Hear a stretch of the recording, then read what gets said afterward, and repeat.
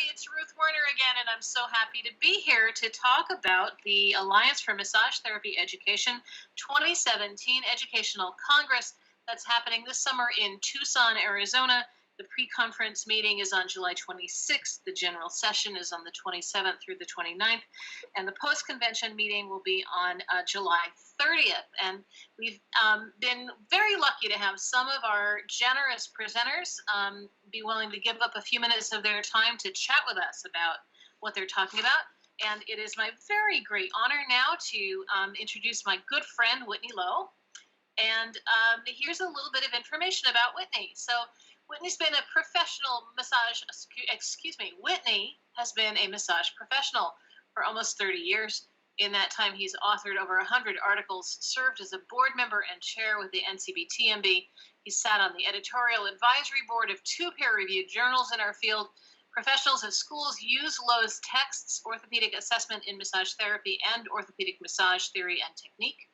He's a contributing author to several books. His articles appear regularly in professional journals and magazines. I was reading one this morning. And then in 1994, he founded the Academy of Clinical Massage, formerly known as OMERI, to provide massage therapists the advanced education they need for treating orthopedic soft tissue disorders. And with that program, he really pioneered our profession's first fully facilitated online certification program. So Whitney, that's sort of you in a nutshell. What else would you like for our listeners to know about you? That's quite a handful there. The one thing I would say is in relation to the Alliance meeting, I'm going to be speaking about teaching online, and that came directly out of what you had just talked about here, the facilitated online program that we do. This started back in the late 90s when I was exploring what was involved with online education, which was really in its infancy at that time, and recognized that there was a whole lot more to it than just throwing a bunch of stuff up on the web. So, you think? Yeah. Although that's still quite a pattern in many places. Yes. My hope is really to sort of help share some of what the best practices are around that challenging skill set, because it's a completely different skill set for teaching online than it is for teaching in the classroom. I am nodding emphatically because I am going through this, as we speak. In fact, you know this because you helped me when I was deciding whether to take this on, the creation of an online course. So, Whitney, what is the title of your presentation? Push you right on the spot there. I can't remember. Right off the top of my head. Right, I don't have it in front of me at the moment. Yeah. So it is the essence of it is about teaching skills for online classroom. I can't remember exactly what the title is right off the bat. Teaching skills for the online classroom. Yeah. And so if you were to give me just a thumbnail sketch of what you think teachers who have it in mind ever to teach online should know, could you give me one or two sort of teaser points about that?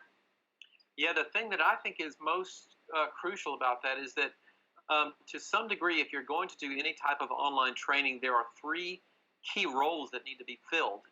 And in a lot of times in the classroom teacher can easily fill those kinds of roles, but there's some additional things that need to happen in the online world. First, you have to be a subject matter expert or have one that you're working with. That means somebody who knows the content and can put it together.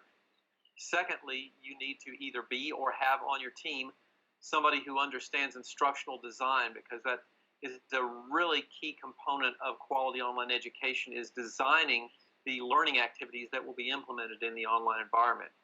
And the third role is the designer, and this is something that doesn't happen in the classroom very much at all. You don't really have to have that role, but somebody who's involved, either you as the course author or somebody you're working with, has to understand a lot about web technologies, mobile devices. How is your course going to look on the screen? How is it going to interact? What is the user experience going to be like? What's the navigation going to be like? And those are all technical web development processes that need to happen. I mean, some of it is very simple in really simple courses. Some other parts are increasingly complex. And I will say now, especially with the world of mobile devices, all of this is getting more complex because we have to think from a design perspective about mobile devices as we're doing this. Yeah, article that recently came up for a class that I'm working with was I had created a fillable PDF, and it worked on every device except for tablets. Right. And I was like, oh, and I have a whole class doing this on tablets. You know, it was, Yep. yeah, it was a big thumbs up there. Whitney, can you talk a little bit about quality control? You know, I feel like both you and I have our roots in the live classroom. And when you're there and you're watching people's faces and you know who's engaged and you know who's less engaged, and we don't have that face-to-face interaction in an online setting. So how do you, for your own purposes and for people like me who are learning this medium, how do you suggest we look for being sure that our information is being taken in the way that we would like it to be taken in? Yeah, that really, once again, gets back to the whole issue of instructional design. Yeah.